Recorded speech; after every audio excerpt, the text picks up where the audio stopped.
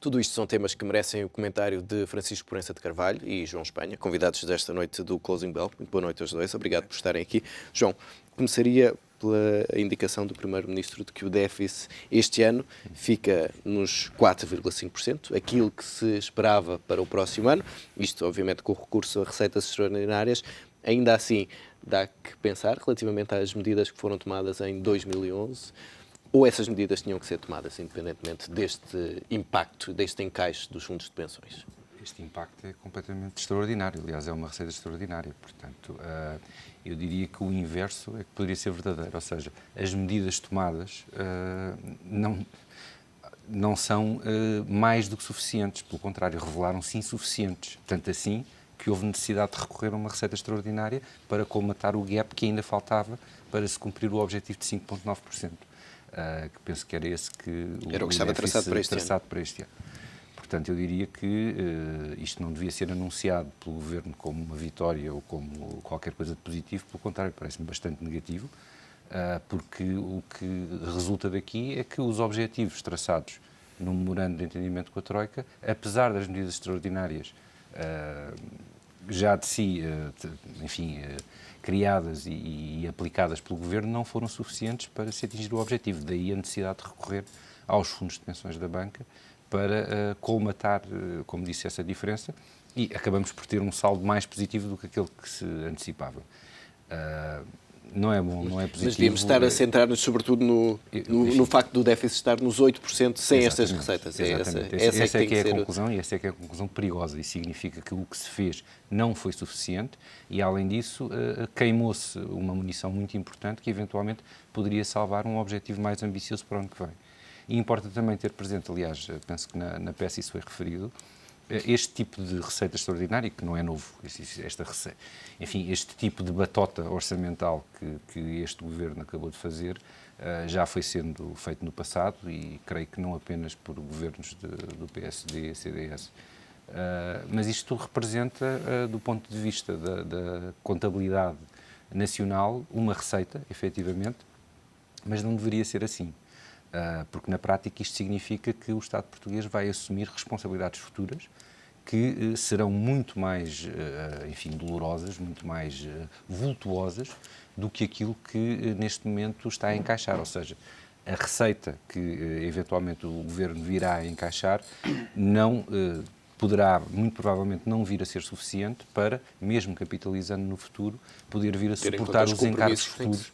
Enfim, os planos de pensões supostamente deverão estar acautelados pelos ativos dos fundos de pensões.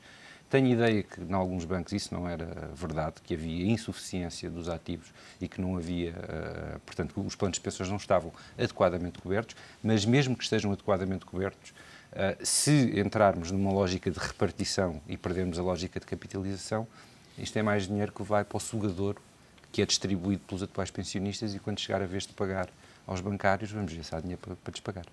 Francisco, e sem contar com estas medidas extraordinárias, partimos de facto de uma posição de 8% no final deste ano de 2011 para chegar aos tais 4,5% no final do próximo ano. Podemos acreditar que em 2012 não iremos precisar novamente destas medidas extraordinárias? Supostamente essas medidas extraordinárias nem sequer serão tomadas em consideração ou serão possíveis para terem a validade que agora têm. Portanto, desde logo isso coloca-nos aqui um entrave. Agora, isto demonstra desde logo que ainda estamos muito longe de conseguir chegar aos objetivos que temos e que cada vez mais são reforçados, até pelo que aconteceu na passada sexta-feira, e que vão impor aos Estados europeus e ao Estado português em particular uma capacidade de inverter este estado de coisas ao nível daquilo que são os déficits do Estado, que antevejo muito complicada. Portanto, não posso, realisticamente falando, não podemos estar muito confiantes que seja possível inverter isso. Porque é preciso perceber o que é que o Estado então fez, o que é que o Governo então fez naquelas 3 cifras que falamos sempre habitualmente: saúde, educação e prestações sociais. O que é que foi feito nessa medida para reduzir a despesa do Estado? Porque, mais uma vez, estamos a falar de uma receita, embora também concordo com o João que não possa ser falado de uma receita no sentido total da palavra. Portanto, é uma receita muito perigosa, aliás. Portanto, eu acho que não temos mais margem para subir impostos. Não temos mais margem para subir impostos. Portanto, a não ser que a intenção seja criar aqui uma opressão fiscal que já está em níveis bastante, a meu ver, inaceitáveis. Portanto, só temos uma hipótese, e muito rapidamente, não podemos perder mais tempo, é reformar o Estado e no seu papel da economia, fazer com que ele deixe de ser um prestador generalizado de serviços, e é preciso que se digam, eventualmente temos de pensar até mesmo em reduzir a nossa administração pública através daquilo que se tem vindo a falar, de despedimentos. Porque com as regras que estão agora a serem impostas, pela União Europeia, que vão ser impostas pela União Europeia, tudo indica, eu não vejo como é que o nosso Estado poderá inverter este estado de coisas. Não haverá mais receitas extraordinárias que cheguem, não serão provavelmente tomadas em consideração, e nós, com a estrutura estadual de organismos, a estrutura do Estado em si, é muito difícil nós reduzirmos a despesa, a não ser através destas medidas que sejam cortes de subsídios de Natal, cortes de subsídios de férias, cortes um bocado cegos, que não têm grande critério e que não têm depois, no fundo, uma consolidação para mantermos os níveis que agora nos pretendem, e que o nosso Governo até não se importa de colocar na Constituição, mas a verdade é que eu acho que ainda há um caminho muito longo para isso. Francisco, vale a pena inscrever os limites do déficit na Constituição? Ou melhor do que isso, faz diferença se tivermos estes valores inscritos na Constituição relativamente ao comportamento do Governo e à consolidação das contas públicas? Enfim, a nossa Constituição já é um conjunto de normas tão vasto, quer dizer, que dificilmente nós conseguimos conhecer aquilo que é o básico. Eu sou contra o tipo de Constituições que temos em Portugal, de Constituição que temos agora em Portugal, que é uma Constituição que pretende, enfim, não salvaguardar os princípios básicos no Estado, mas, quer dizer, impor tudo e mais alguma coisa. Portanto, sou desde logo contra, portanto, tudo o que seja criar novas leis constitucionais que, a meu ver, não devam ser princípios básicos de um Estado, ou seja, naquilo que é a própria essência do Estado, eu tenho algumas reservas. Agora, nós também assistimos muitas vezes a violações da Constituição e que, quer dizer, acesso à justiça, por exemplo, não é?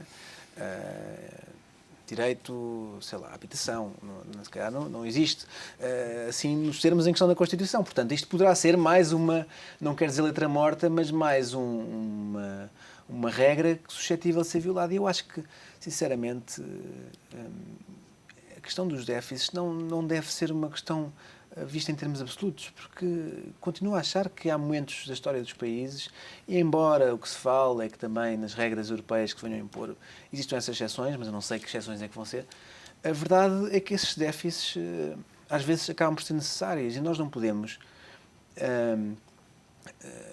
assim, fixar um carimbo a um país de austeridade ad eterno. Quer dizer, nós não podemos... Independentemente do que aconteça na economia mundial. Se nós queremos respeitar depois a Constituição, vamos se calhar estar... Ou de facto o Estado mudou muito, e que é difícil de ocorrer de um momento para o outro, porque o Estado, para ter esses déficits, o Estado português tem que se revolucionar totalmente, e quer dizer, não sou contra isso, acho se calhar inexequível. E portanto, ou isso mudou muito, ou então nós vamos estar aqui a criar uma austeridade permanente ad eterno a um país, uma economia completamente incapaz de crescer nesta medida, e estarmos a aceitar assim, sem discussão, enfim, eu acho que sem grande realismo até, a inscrição disso na Constituição, a mim faz-me um pouco de confusão. Agora, a Europa está nesta encruzilhada que não vale a pena sequer. E a reação não tem sido muito favorável no que diz respeito aos mercados. João, é por isso, por estas dúvidas todas que há relativamente a esta regra do euro que a Europa quer impor, que mesmo estando inscrito na Constituição, há aqui uma série de exceções e de, enfim, cláusulas que podem ser invocadas para eventualmente quebrar esses limites. Eu diria que o resultado, e está-se a ver, pelo menos tanto quanto sei, os mercados hoje e ontem castigaram duramente as bolsas europeias. Portanto, se dúvidas houvesse, ainda não foi desta que conseguimos estancar a sangria. Colocar na Constituição um limite ao déficit enfim, há uma razão histórica para a Alemanha ter isso na Constituição e tem a ver ainda com o trauma da República de Weimar e da hiperinflação sofrida e que deu origem, enfim, aos dramas que todos conhecemos e que infelizmente começam a ser de alguma maneira revisitados. Eu confesso que a nossa Constituição é tão bonita, cabe lá tanta coisa, que ter lá isso não me choca, não tenho problema nenhum com isso, até porque o que preocupa não é o facto de, violando a regra do déficit, haver uma qualquer... Não há sanção, não pode haver sanção. Portanto, a sanção teria sempre que ser heteroimposta. Portanto, tanto faz estar num acordo internacional, como numa lei reforçada, como na Constituição. O problema é que a violação dessa norma acarretaria sempre uma sanção ao Estado português, que viria, não dos tribunais, mas sim dos Estados que neste momento nos estão a financiar. Ou daqueles com os quais iremos celebrar o tal pacto intergovernamental. Portanto, a localização, confesso que não... Acresce que, do meu ponto de vista, de facto, uma Constituição, esse tipo de medidas não tem encabimento.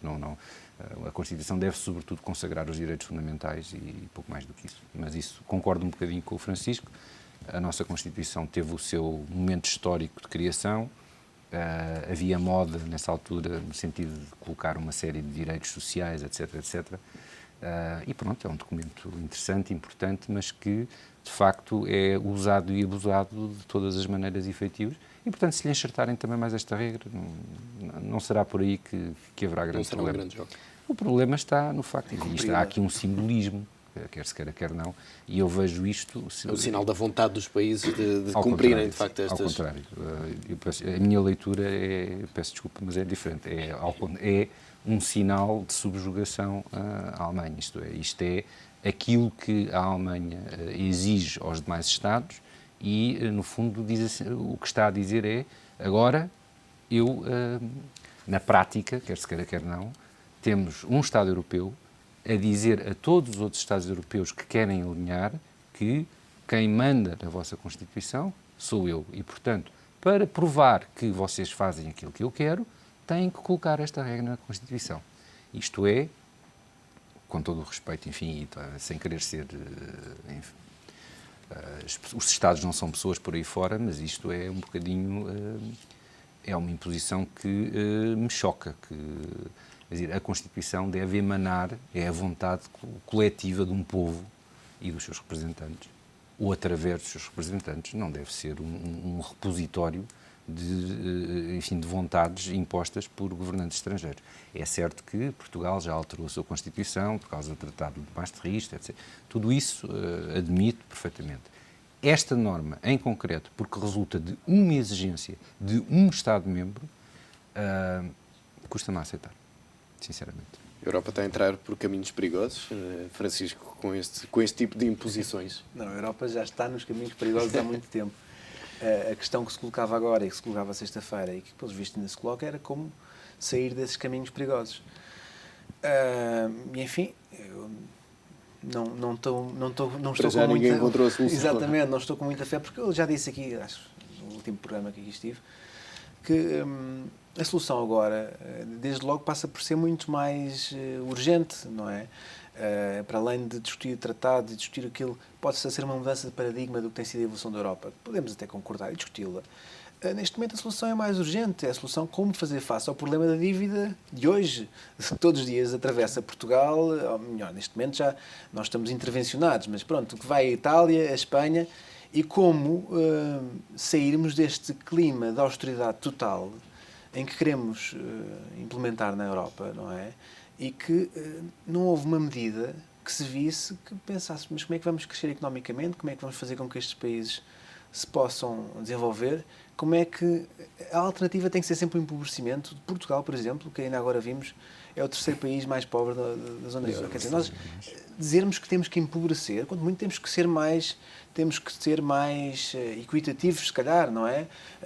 Menos diferença entre pobres e ricos. Podemos agora falar que um país que é pobre, que tem que empobrecer e tem que viver, e decretar um empobrecimento e uma austeridade assim sem mais, e aparentemente sem fim, porque quando está a criar este tipo de medidas e com esse tipo de posição, parece que está a dizer que a austeridade, meus senhores, vai ser até, não sei, até a Alemanha decidir, até a Alemanha começar a perceber que este não é o caminho.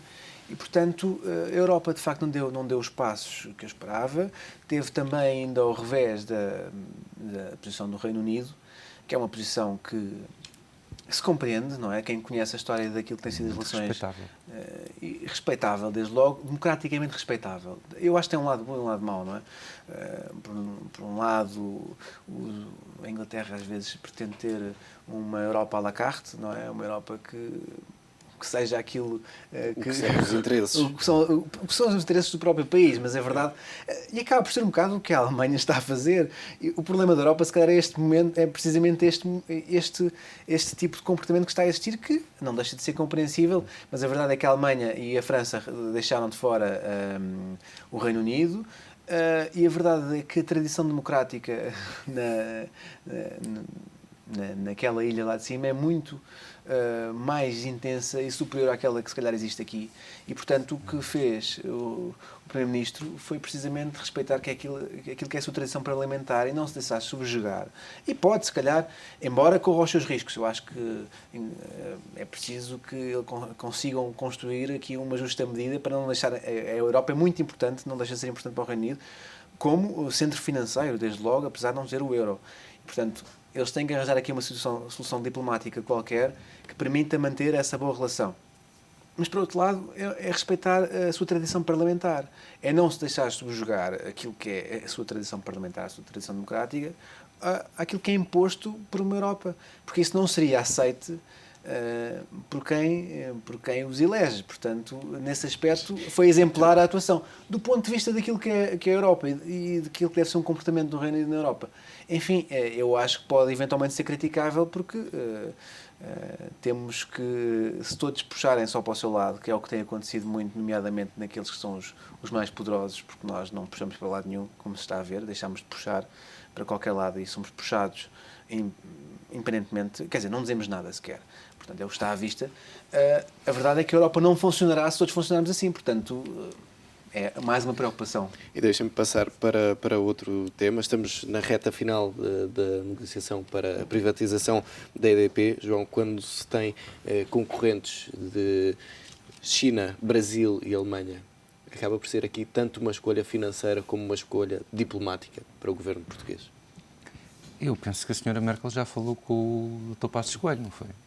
Portanto, eu diria que a escolha vai ser eminentemente a componente política. diplomática... A componente diplomática já está a funcionar.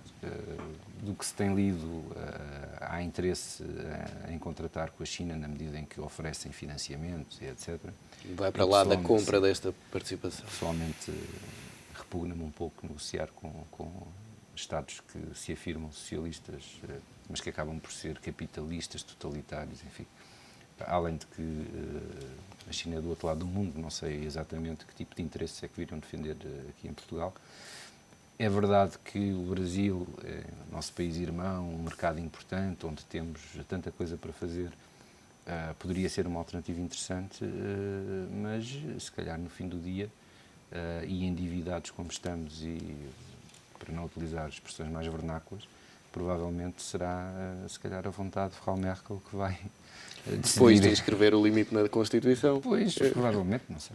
Eu confesso, se tivesse... Há uma coisa que estranho, desde logo, quando esteve a ler as entidades que se pronunciaram sobre a questão da privatização, eu não vi nenhuma referência ao Conselho de Sábios que supostamente o Governo tinha nomeado para ajudar a analisar esta questão. Portanto, não sei onde é que eles se meteram, não sei se o Governo os vai ouvir ou se vai fazer como o grupo de trabalho enfim, da definição do que seria o serviço público de televisão. Foi, enfim, uma coisa um bocadinho folclórica. Se calhar os sábios encaminhar-se-ão no mesmo sentido, não faço ideia. Agora, aquilo que faz, enfim, a primeira nota que importa reter é a empresa vai ser vendida ao desbarato. Por muito que se pague, e ao que parece são os chineses da Three Gorges que dão o valor mais elevado, continua a ser um valor quase ridículo. E, portanto, é um bom negócio para quem comprar, seja quem for. É um mau negócio para quem vende. Somos nós. Muito bem, tem que ser. Vamos a isso. Escolher um parceiro era ótimo. Estamos em condições de o fazer. Nesta situação em que estamos, sobretudo com a relação de dependência que neste momento temos em relação à Alemanha, eventualmente muito provavelmente não teremos a liberdade de escolher. Mas, enfim, não sei dizer. Francisco, mas retirando aqui esta componente diplomática e esta eventual pressão que chega da Alemanha, que fatores é que o Governo deveria privilegiar na escolha de um vencedor para esta corrida à EDP? Bom, eu acho que a política não pode ser arredada e a diplomacia não pode ser arredada deste processo. Precisamente porque estamos a vender empresas estratégicas e eu não sou contra privatizações por princípio, adoraria que não se fizesse neste momento em que estamos completamente de rastros, portanto, isso é logo. É necessário, não é? Como uma empresa falida que de repente tem que vender os seus principais ativos porque está falida. É triste ver e, portanto, é natural que aquilo que possamos vir a receber e o valor que seja fixado fique muito aquém do que seria o real valor. Sendo que é agravado ainda porque se há uns meses estamos a falar de uma crise portuguesa, neste momento estamos a falar de uma crise que se começa a alastrar para outros países europeus e não só, e ao nível também das dificuldades de crédito. Portanto, o negócio vai ser fracote, sejamos sinceros, que é isso que se perspectiva. Portanto, dentro do fraco, sinceramente, eu acho que o Governo tem que ter em consideração, como disse, a essência destas empresas que estão aqui em causa, não é? E, portanto, deve tomar em consideração que algumas garantias possamos ter, porque estão, no fundo, neste caso, por exemplo, é a nossa eletricidade que está a ser... Nossa, quer dizer, a EDP não é uma empresa pública, é preciso que tem uma parte pública, mas também é uma empresa que vai ser entregue a parceiros estrangeiros, portanto, seria interessante ver até que ponto é que fica aqui algum centro de decisão, alguma capacidade de decisão.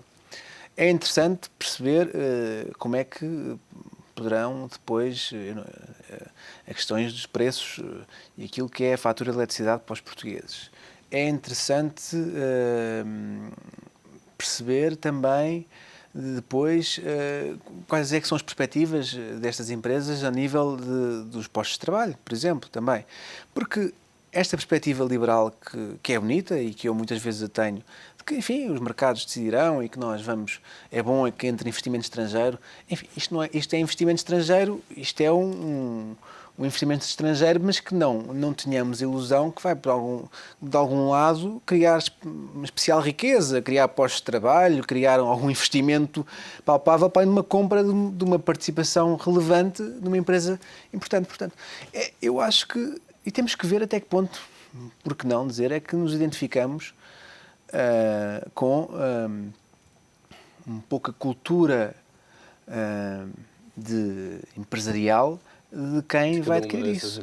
Eu sei que, se calhar, é feio no mercado livre estar a dizer isto, mas é um bocadinho diferente. Estamos associados a centros de decisões na China do que a centros de decisão em que nós já temos uma identidade cultural bastante histórica conhecida, em que, no fundo, identificamos de certo modo e, portanto, com isto quer dizer que o fator preço não pode ser o único, porque o fator preço já vai ser fraco, como disse, portanto, penso que são estes fatores que vão ser tomados em consideração. Agora, também não sei dizer muito bem em que termos é que vão ser considerados e se é que vão ser considerados, porque fiquei com a ideia que o fator preço, financiamentos, capacidades, é isso que vai acabar por ter relevo nesta decisão. Mas vamos ver. Respostas nos próximos dias. Francisco Proença de Carvalho, João Espanha, muito obrigado pela presença neste Closing Bell.